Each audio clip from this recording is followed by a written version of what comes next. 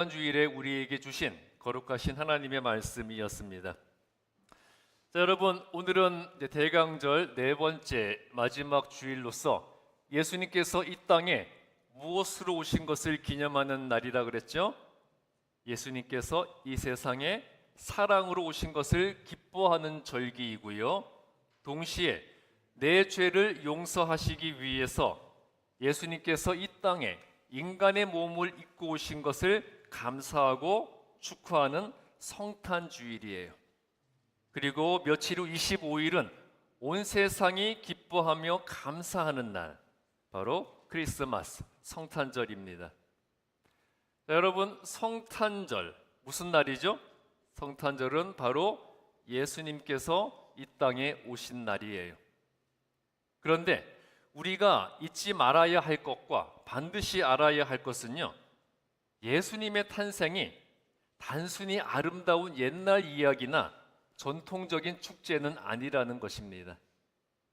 성탄은 인간을 향한 하나님의 사랑이 이 땅에 실현된 순간이고요, 그 사랑의 완성이 예수님의 강림을 통해서 드러났다는 것입니다. 즉, 성탄은 하나님 사랑의 완성이라는 거예요. 자, 여러분, 인간이 생각하는 사랑의 완성은 무엇일까요? 사랑의 완성.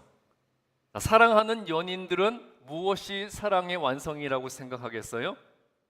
결혼을 사랑의 완성이라고 생각을 하겠죠. 자, 여러분, 결혼이 사랑의 완성 맞습니까? 제가 보니까 옆에 와이프랑 남편이 앉아 있어서 말은 못하는데 아니라고 생각하시는 분도 있는 것 같아요. 자, 결혼이 사랑의 완성이라고 생각하는 사람도 있을 거고요, 반면에 결혼은 화약을 쥐고 불구덩이에 뛰어드는 자살행위라면서 결혼을 긋고 말리는 사람도 있어요. 다 내가 경험을 통해서 깨달은 진리이고 다른 사람의 불행만은 적극적으로 막겠다는 진심 어린 충고라고 하면서 정말로 행복하기를 원한다면 절대 결혼하지 말고 혼자 살라고 하는 사람도 있어요. 즉, 결혼해서 행복한 사람도 있고 행복하지 않은 사람도 있다는 거죠. 그렇기 때문에 결혼은 사랑의 완성일 수가 없습니다. 또 어떤 사람들은 결혼을 해서 아이를 낳으면, 자식을 낳으면 그것이 사랑의 완성이자 결실이라고 생각을 해요. 자, 그런데 여러분, 자식 낳아서 키워보니까 어떻던가요? 정말 내 자식이 사랑의 완성이 맞습니까? 사랑의 완성이라고 생각할 만큼 자식들이 언제나 기쁨과 행복만을 가져다 주던가요? 아마 아닐 거예요. 자식을 보면서 저거 뱃속에 다시 집어넣을 수도 없고, 그런 생각 해보신 적 있을 겁니다. 결국 죽을 때까지 자식 걱정만 하다가 죽는 것이 부모의 운명이라고 할 정도로 자식은 애증의 존재예요. 물론 자녀를 통해서 가족이 형성되고 또 인류의 존속이라는 하나님의 뜻을 이루어 나가게 되고요, 그리고 자식에 대한 사랑을 통해서 나를 사랑하시는 하나님의 마음을 이해하게 된다는 의미에 있어서는 자식이 중요한 존재가 맞아요. 그렇지만 그렇다고 해서 또 자식이 사랑의 완성일 수는 없습니다. 그런데 인간을 향한 하나님의 사랑은요, 스스로 인간의 모습으로 이 땅에 내려오셔서 자신의 희생으로 인간의 죄를 용서하여서 구원의 길을 열어주셨어요. 죄인된 인간이 하나님의 자녀로서의 본질을 다시 회복하고 천국에 들어가서 영생을 누리도록 만들어 주셨기 때문에 완전한 사랑의 완성이 되었습니다. 하나님께서 인간을 처음 창조하셨을 때의 인간의 본질, 즉 하나님 보시기에 좋았던 모습으로 다시 회복시켜 주셨기 때문에 사랑의 완성이 이루어진 것이에요. 그런데 여기서 중요한 것은요, 이 하나님의 사랑의 완성은 모든 사람들에게 주신, 모든 사람들을 향한 하나님의 은혜가 맞지만 그 은혜를 받는 것은 철저하게 우리 자신에게 달려 있다는 것입니다. 그 하나님의 사랑에 대한 우리의 반응에 따라서 그 은혜의 수혜자가 될 수도 있고요, 아니면 그 은혜에서 제외되는 자가 될 수도 있다는 것을 우리가 알아야 한다는 거예요. 자, 매년 연말에 맞이하는 성탄절은 온 세상이 기뻐하는 날이 맞죠. 이 연말이 성탄의 절기만 되면 온 세상이 즐거워서 뒤집어지잖아요. 그런데 기뻐하는 이유는 많은 사람들이 서로 달라요. 성탄절에 기뻐하는 이유가 서로 다르다는 거죠.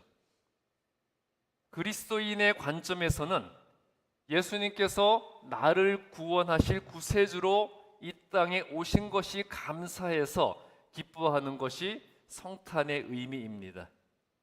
그런데 예수님을 믿지 않는 사람들, 더욱이 예수님이 누구신지 알지 못하는 사람들까지 이 크리스마스를 한 해의 가장 기쁘고 즐거운 시간으로 보내고 있어요. 예수 믿는 자뿐만 아니라 예수 안 믿고 예수를 모르는 자들도 크리스마스를 가장 기쁜 날로 보내고 있다는 거죠. 국민의 4분의 1이 기독교인이라는 한국에서도요, 초등학생들의 4분의 1이 성탄절을 산타 할아버지의 생일로 알고 있다는 그런 통계도 있습니다.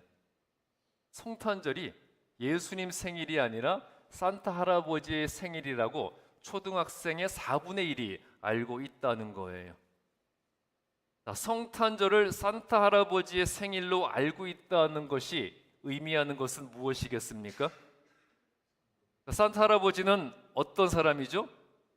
나한테 원하는 선물을 가져다 주는 존재잖아요.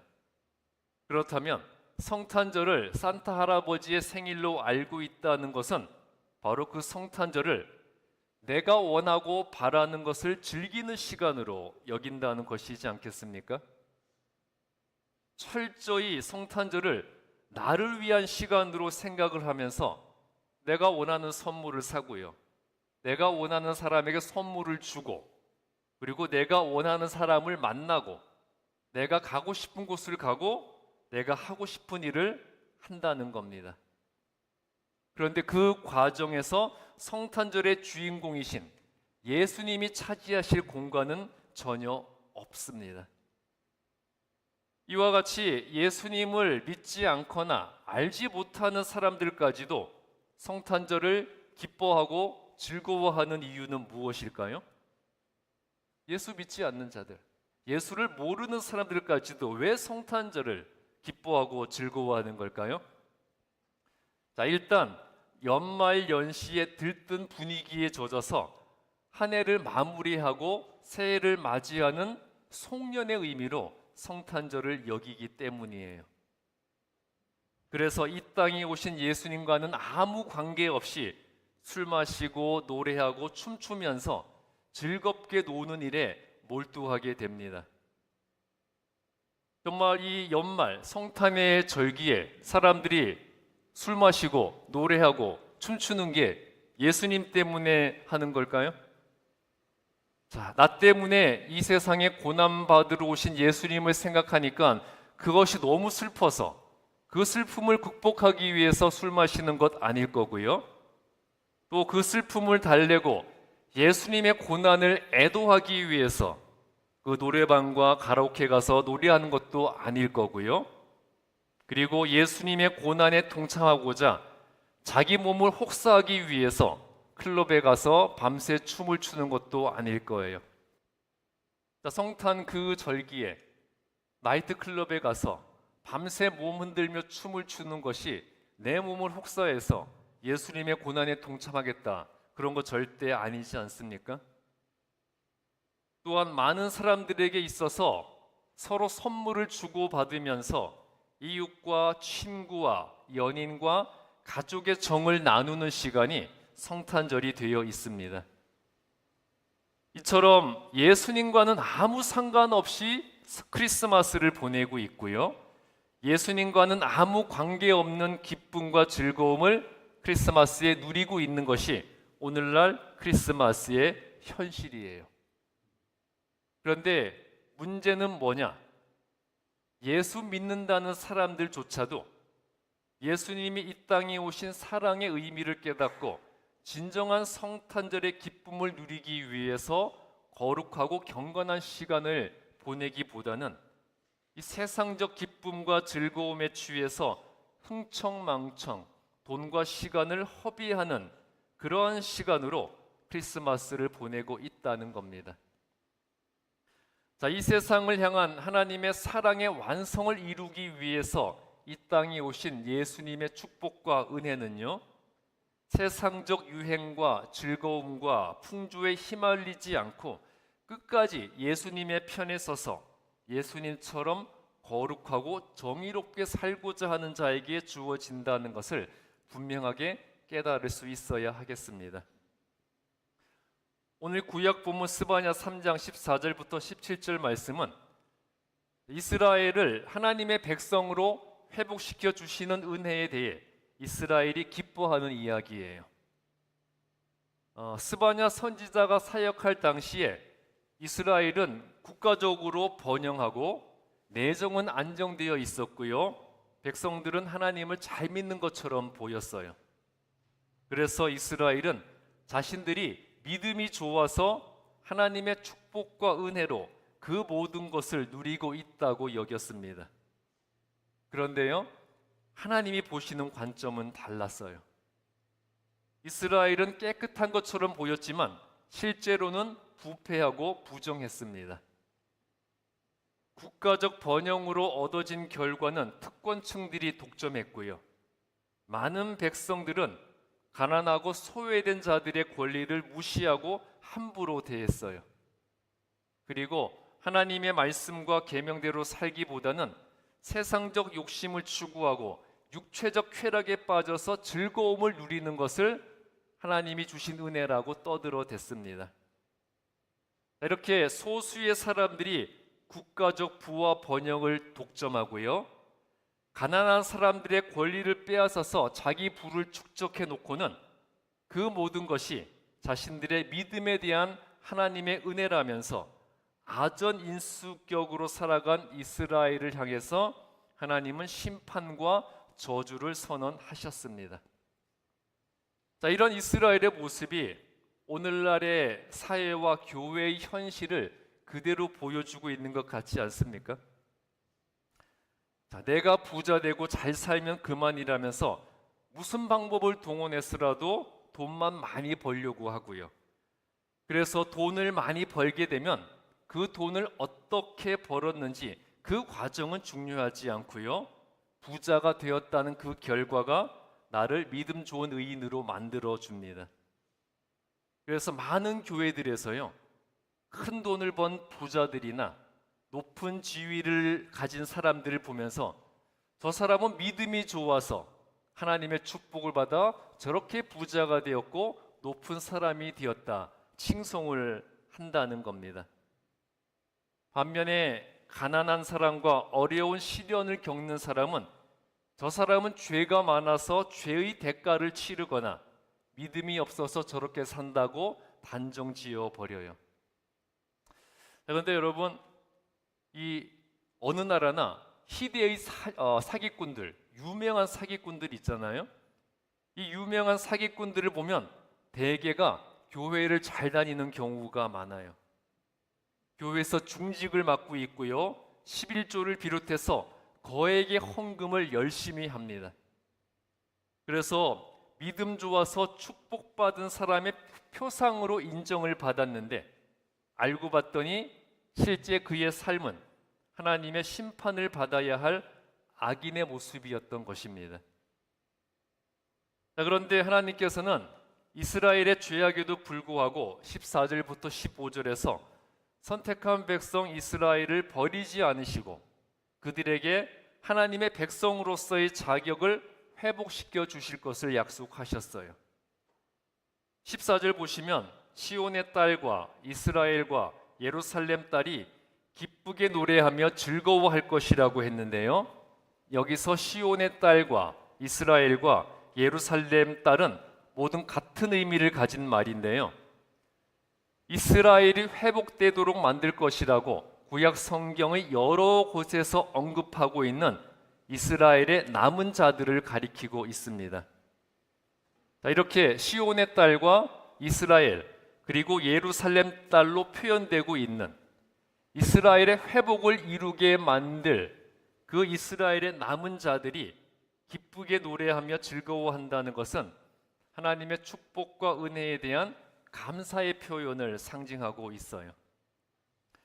그리고 이스라엘의 남은 자들이랑 끝까지 하나님에 대한 믿음을 지키고 하나님의 말씀대로 행하면서 거룩하고 의롭게 살고자 했던 자들을 말하고 있어요.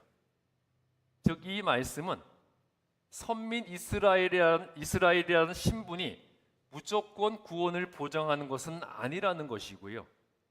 하나님의 사랑도 하나님께 선택된 백성답게 사는 자에게만 주어지는 축복이라는 것을 말하고 있습니다. 자, 이스라엘이 큰 죄를 짓고 하나님께 불순종해서 심판과 징벌을 받게 되었지만 그 가운데서도 자신들의 죄를 회개하고요, 하나님 앞에 의롭게 살고자 했던 남은 자들은 하나님의 선민으로서의 지위를 회복하게 될 것을 하나님께서 약속해 주셨어요. 그렇지만 끝까지 회개하지 않고 하나님의 백성답게 살지 않는 자들은 비록 하나님에 의해 선택된 선민이라고 할지라도 결국 구원받지 못하고 심판에 이르게 될 것이라고 하셨습니다. 15절과 17절에서 하나님은 끝까지 하나님의 편에 서 있는 자들 가운데 함께하여 주실 것을 계시해 주셨는데요, 자기 죄를 회개하고 하나님 편에 서서 하나님 뜻대로 행하겠다는 자들에게서 모든 죄를 사하여 주시고 또 그들이 받아야 할 형벌도 다 제거해 주신 후에 그들을 위한 구원을 베풀어 주신다고 하셨습니다. 그리고 그들을 보호해 주시고요, 그래서 하나님의 보호 아래에서 참된 기쁨과 행복을 누리고 있는 자들을 보시면서 하나님께서 기쁨을 감당하지 못할 정도로 큰 축복과 은혜를 누리게 될 것이라고 약속을 해 주셨어요. 구원자 하나님께서 이스라엘의 남은 자 가운데 함께 거하시면서 그들과 함께 하실 것이라고 분명하게 말씀하셨고요, 하나님의 보호 아래 있는 자들이 영원한 구원의 축복을 누리게 될 것이 하나님에 의해 계시가 되었습니다. 그리고 요한복음 3장 16절 말씀은요, 하나님께서 사랑하는 백성들 가운데 오셔서 그들을 구원하여 보호하여 주실 것이라는 계시가 드디어 성취되었다는 것을 증거하고 있습니다. 예수님의 강림은요, 하나님의 완전하신 사랑의 선언이었어요. 요한복음 3장 16절은 하나님이 왜 예수님을 이 땅에 보내셨는지를 분명하게 말씀하고 있습니다. 자, 하나님이 왜 예수님을 이 땅에 보내셨습니까? 요한복음 3장 16절 보시면 하나님이 세상을 이처럼 사랑하사, 그래서 예수님을 이 땅에 보내셨다는 거예요. 이 말씀은 하나님의 사랑이 얼마나 크고 깊은지를 보여주시고 있습니다. 자신의 독생자 외아들 예수님을 세상의 죄를 대신해서 짊어질 희생 제물로 보내실 정도로 인간을 향한 하나님의 사랑은 크고 진실하신 사랑이었어요. 이렇게 예수님의 탄생은요, 단순한 역사적 사건이 아니라 하나님의 사랑의 선언이었고 세상을 향한 하나님의 완전하신 구원 계획의 시작이었습니다. 자, 여러분, 이 예수님의 강림으로 인해서 우리는 죄로부터의 해방과 평화를 얻게 되었어요. 그런데 예수님 오실 당시에 이스라엘 백성들은 그 로마의 압제를 받으면서 고통 가운데 자신들을 로마로부터 해방시켜줄 정치적 메시아를 기다렸지만 예수님이 오신 이유는 단순히 이스라엘의 정치적 해방을 위한 것이 아니었고요, 이스라엘의 남은 자들에게 약속하셨던 것처럼 죄와 죽음의 권세로부터 우리를 구원하시기 위해서였습니다. 비록 죄로 인해 심판받아야 할 인간들이었지만 구원을 베풀어 주실 것이라는 하나님의 약속으로 인해서 희망을 가질 수가 있었고요. 예수님께서는 죄인된 인간을 하나님과 화목하게 하시는 평화의 왕으로 이 땅에 오셨어요. 그리고 그 예수님으로 인해서 우리는 하나님과 화목하게 되고 하나님의 자녀로서의 신분을 회복하게 되는 기쁨을 누리게 되었고요. 이렇게 해서 예수님은 죄인된 인간이 용서를 받고 죄를 용서받고 하나님의 자녀가 되도록 하는 하나님의 완전하신 사랑을 완성해 주셨습니다. 이렇게 예수님의 강림은 단순한 역사적 사건이 아니라 하나님 사랑의 완성이었어요. 그리고 하나님의 그 사랑도 과거의 역사적 기록이 아니고요. 지금도 우리 가운데 함께 하시면서 우리를 천국과 영생으로 이끌어 가고 있는 현재 진행형의 사건입니다. 그런데 분명한 것은요, 그 사랑은 이스라엘의 남은 자, 즉 하나님께서 하나님 앞에서 자기 의를 내세우며 교만하지 않고요, 자신의 연약함을 인정하고 죄를 진심으로 회개하면서 하나님 앞에서 거룩하게 살고자 하는 자에게 주어지는 축복이에요. 그러므로 성탄의 참된 의미는 그냥 우리끼리 모여서 무엇인가를 주고받고 우리끼리 모여서 먹고 마시는 그런 시간이 아니고요. 성탄의 참된 의미는 하나님의 그 사랑을 기억하고 그 사랑을 내 삶 속에서 실천하면서 끝까지 하나님의 편에 서서 살아가는 가운데 다른 사람들도 그 사랑 안에 거할 수 있도록 이끌어가는 것을 결단하는 그런 시간이 되어야 하는 겁니다. 우리 주반석계 모든 성도님들, 하나님의 사랑의 완성으로 이 땅에 오신 예수 그리스도를 묵상하시면서 겸손과 회개 가운데 우리의 삶이 예수님의 사랑과 평화로 가득 차고 그래서 그 사랑을 이웃과 나누면서 하나님의 뜻을 이루어 나가는 하나님의 자녀들이 되시기를 주님의 이름으로 축복합니다. 기도하겠습니다. 이 죄악된 세상에 하나님 사랑의 완성으로 오신 예수님, 우리를 이 땅의 구원을 이루기 위한 거룩한 도구로 사용하여 주심을 감사합니다. 하나님 앞에 내 죄를 겸손하게 회개하며 거룩하고 의로운 믿음의 삶을 살아가게 하여 주시옵소서. 예수님께서 이 땅에 희망과 평화와 기쁨으로 오셔서 하나님의 참된 사랑을 베풀어 주셨으니 우리도 내가 받은 그 사랑을 모든 사람들에게 전하고 실천하는 예수님의 제자가 되게 하여 주시옵소서. 우리를 위해 이 세상에 사랑으로 오신 예수님의 이름으로 기도했습니다.